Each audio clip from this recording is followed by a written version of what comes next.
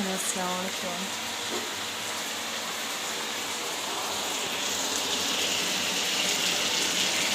রান্না আলু ভাজি করতে দিয়েছি। আজকে আলু ভাজি রুটি বানাবো।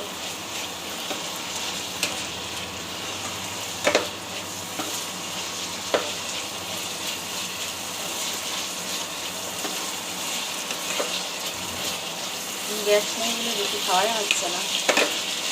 গ্যাস আগে খেয়ে নিই, 2 মাস হয়ে যাচ্ছে।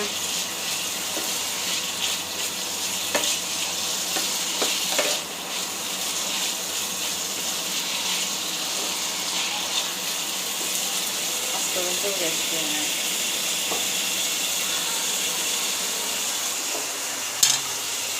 দেখি কবে কেনা হয়, কবে গ্যাস কেনা। একটু রুটি বানাবো, কয়েকটি ভাত রান্না করবো না।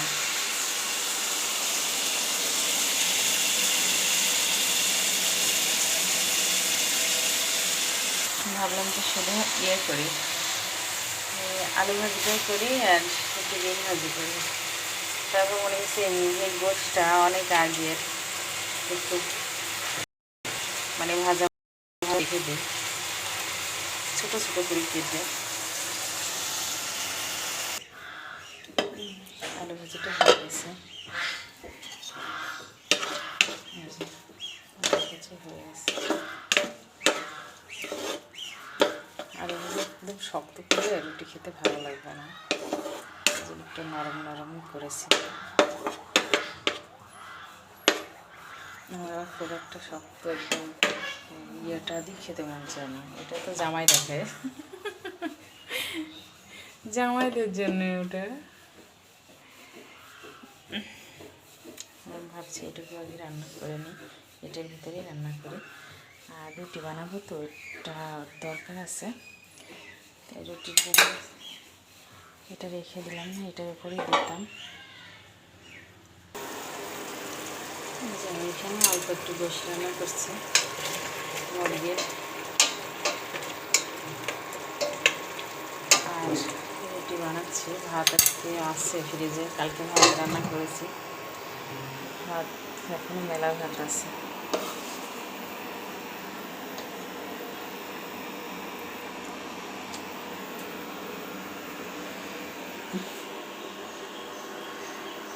রুটি যে উঠাবো কোথায়, রুটি উঠানোর জায়গা পাচ্ছি না। এই রুটি যেন কোথায় উঠাবো?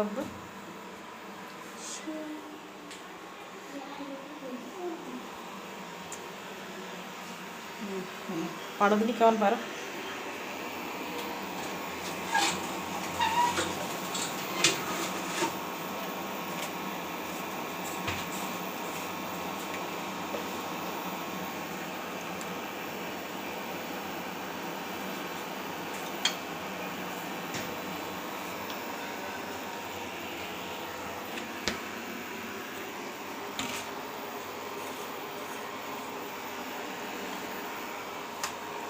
খিদে লেগে গেছে তাই না তোমার?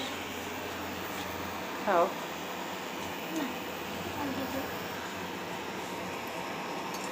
কারেন্ট বিল যদি কম উঠতো, ইন্ডাকশনে রান্না করি খুব আরাম। আমি বুঝতে পারিনি প্রথমে, একটু শব্দ আসে ঠিক আছে, কিন্তু এত সুন্দর আরামের জিনিস গ্যাসের চুলা এত আরামের না। গ্যাসের চুলা ভালো লাগে না। এখন মনে হচ্ছে যে গ্যাস আর ভরবই না। আমি আবার এক মহিলারা এসছে আমাদের বাসার ভিতরে, তা বলছি যদি কেউ গ্যাসের চুলা আর সিলিন্ডার কেনে তো আমি বেঁচে দেবো।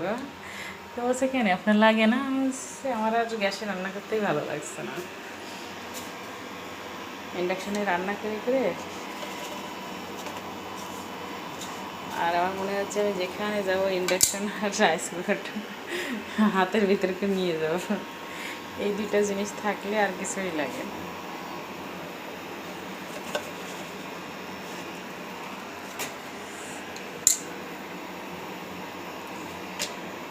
ইন্ডাকশানে রান্না করে আরাম। কিন্তু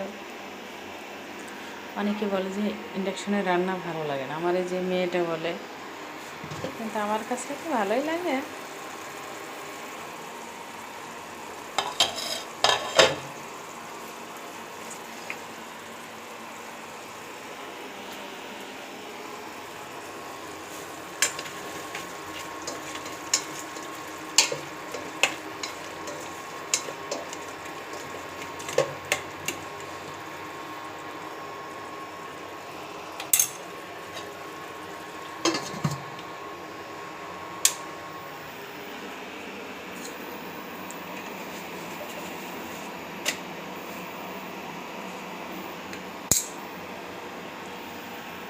আমি তো রুটি বানাইনি গ্যাস নেই বলে, এটাই যে রুটি এত সুন্দর হবে বুঝতে পারে নাই তো। আমি এই যে গোশের ভিতরে এগুলো ভেজে দেবো।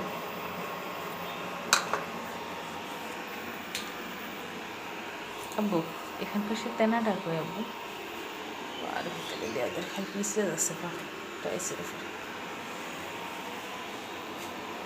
হ্যাঁ আব্বু ওই আলু ভাজি দিয়ে খেলে খাও না বাবা?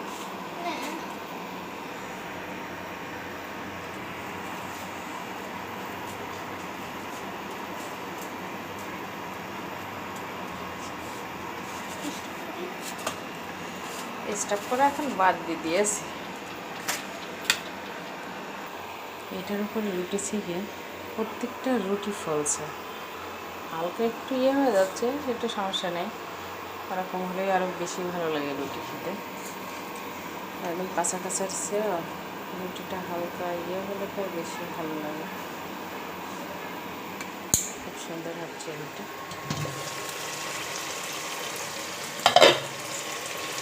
রুটিটা ভাজার পরে ইয়ে করবো, পেঁয়াজ আর ঝালটা ভেজে গ্যাসের ভিতরে দেবো। বসানো কষানো হয়ে গেছে, আর একটু হালকা হালকা হবে, আমি তো পানি দেবো না বসে, যেটুকু বাটা মশলা দিয়ে দিয়েছি ওইটুকু।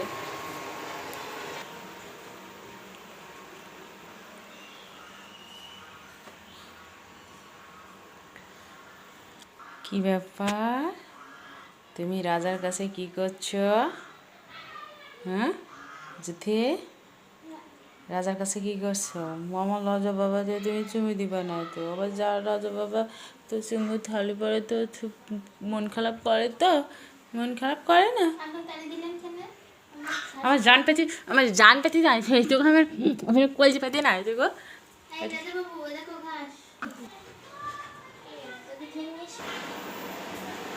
রুটি 3বার করে উল্টাতে হয়, তো আমি 2বার করে উল্টাচ্ছি আজকে, 2বারই হয়ে যাচ্ছে, 3বার আর উল্টাচ্ছি না।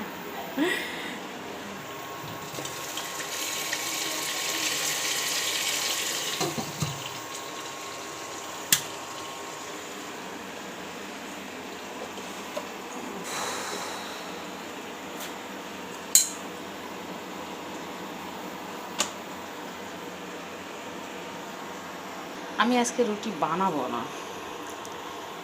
আমার মেয়ে কালকে বলছে আম্মু আমি একটা জিনিসের স্বাদ ভুলে গেছি। বলছে কি বাবা, তুমি কিসের স্বাদ ভুলে গেছো?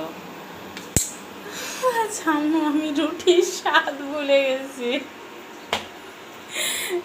আল্লাহ, তা বলছি ও আল্লাহ তাই, তোমার কি রুটি খেতে মন চাচ্ছে আম্মু?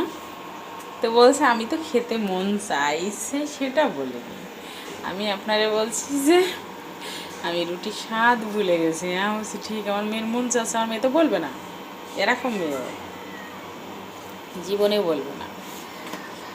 তখন আবার মনে করেছে আজকে রুটি বানাই, না আমি রুটি অভাব অনটনে রুটি বানাতে চাচ্ছিলাম না, যে গ্যাস কারেন্ট এগুলো বেশি চলে যাবে।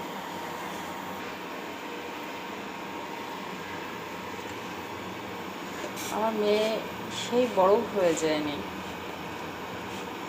কিন্তু ও ছোটোর থেকেই খুব ভালো, নিজের মেয়ে বলে বলছি না, ওর কোনো অভিযোগ কোনো চাওয়া পাওয়া এরকম কোনো মানে ইয়ে নেই, যেটা আমার লাগবে আম্মু ওটা আমার লাগবে, আমি এই কথাগুলো আমার মেয়ের মুখ থেকে আমি শুনি নাই কখনো। খুবই ভালো মেয়ে আমার। অনেকের ছেলে মেয়ে আছে যে প্রচুর টাকা পয়সা চায়, কিন্তু আমার মেয়ে এরকম না, কখনোই না।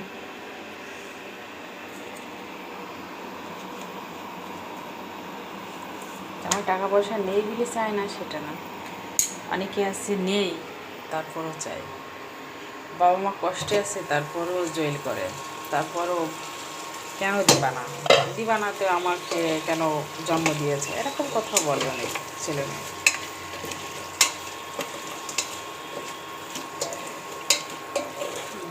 কত ছেলে মেয়ে এরকম ভাষায় কথা বলে, কিন্তু আমার মেয়ে ওরকম না। মেয়ে আমার এত ভালো বলে আমি এত ভালোবাসি। আমার মেয়ের যদি ইয়ে থাকতো, চাহিদা বেশি থাকতো, চাওয়া পাওয়া বেশি থাকতো, আমি বলে এত ভালোবাসতে পারতাম না।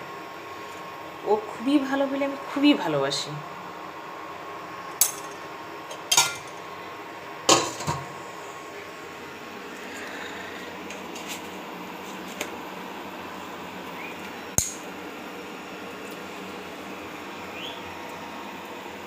গোশ নাড়তে যে আবার এটা হয়ে গেছে। তারপর রুটিটা খুব ফুললো ভালো।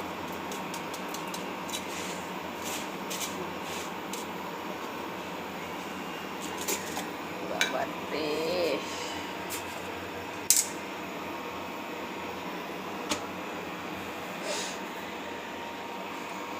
আজকে রুটি বানালাম, অন্যদিন রুটি বানাই আমি কষ্ট করে, আর আজকে রুটি বানালাম মনে হচ্ছে যে অটো প্রাইভেটগুলো চালাতে যেমন খুবই মানে সহজ, খুবই মানে সহজে গাড়িটা চালানো যায়, ঠিক সেইভাবে আমি রুটি বানাচ্ছি আজকে। আর আগের যেসব গাড়ি ওইগুলো কিন্তু চালানো খুব কষ্ট, অটো গাড়িগুলো এরকম কষ্ট না, চোখ বুজে চালানো যায়।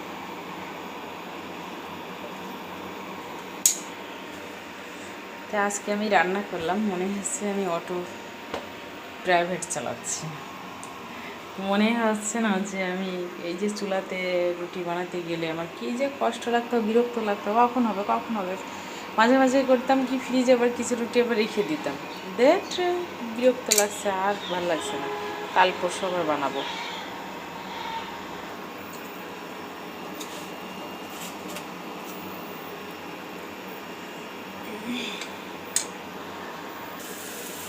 এই যে আমি এটা পেঁয়াজ আর মরিচটা ভেজে গোশের ভিতরে দিয়ে দেবো, কারণ গোশটা অনেক দিনের তো, প্রায় এক মাস হয়ে গেল না বাবা গোশের বয়স, 1 মাস আর 7-8 দিন হলো, তাহলে জানতে দিতে পারে। এই যে আমার একটা ভাজা প্রায় হয়ে গেল।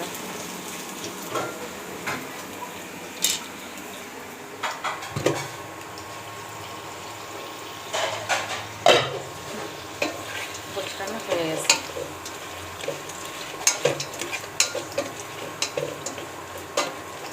তেল যতই জাল দেওয়া যাক, তেলটাকে মারানো যায় না, তেল সে থেকেই যাবে। তারপরে হালকা একটু দিয়ে, হালকা অল্প একটু জাল দিয়ে তারপর উঠাই দিই।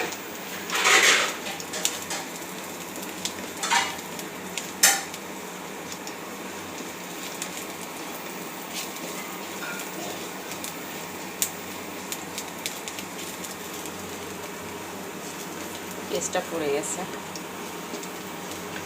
লাগাই দেব, এবার ফিকা লেগে গেছে। ভাত আছে, ভাত খেলো না,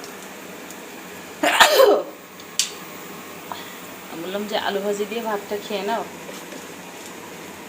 আচ্ছা নামো, আপনি খাবেন না এখন, আমি খাবো না।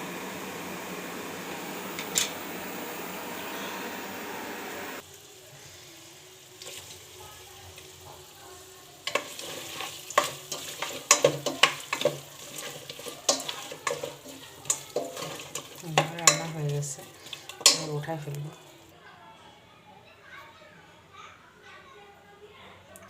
আমার এই যে রান্না হয়ে গেছে। আপনারা সবাই ভালো থাকেন, সুস্থ থাকেন, এই কামনায় বিদায় নিচ্ছি। আল্লাহ হাফেজ।